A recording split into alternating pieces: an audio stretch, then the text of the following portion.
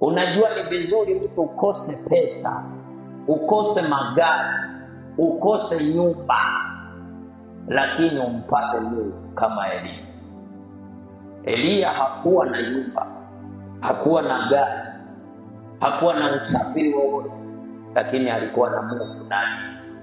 Sasa kuna mjinga mmoja anasema kwamba Biblia ni hadithi za watu,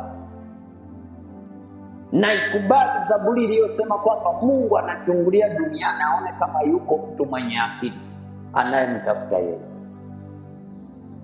Maana anayemtafuta Mungu ndo ana akili. Biblia ni neno la Mungu, na tutajuaje na kasoro? Neno la Mungu linasema mkijua neno hili kwanza, ya kwamba hakuna unabii katika maandiko upatao kufasiriwa kama apendavyo mtu fulani tu. Maana unabii haukuletwa popote kwa mapenzi ya mwanadamu, bali wanadamu walinena yatokayo kwa Mungu, wakiongozwa na Roho Mtakatifu. Sasa mtu anaizungumzia Biblia na hana Roho Mtakatifu. Kwa hiyo yaliyoandikwa hatukatai, wameandika wanadamu, lakini waliongozwa na Roho wa Mungu. Sasa mtu tu anashiba makande huko anaanza kuzungumzia Biblia. Biblia hutaielewa endapo usipokiamini kilichoandikwa.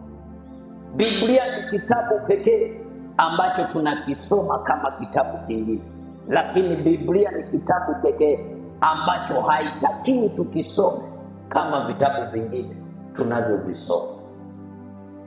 Jamani, haleluya, amina, amina. Ni kitabu pekee ambacho tunatakiwa tukisome kama vitabu, lakini ni kitabu pekee ambacho haitakiwi tukisome kama vitabu vingine tunavyofanya nini? Tunavyovisoma. Haleluya. Lazima kile unachokisoma ukiamini na ukiweke kiwe sehemu ya maisha yako. Pia kuna nabii nyingine katika Agano la Kale ambazo zilitimizwa katika maisha na huduma ya Yesu.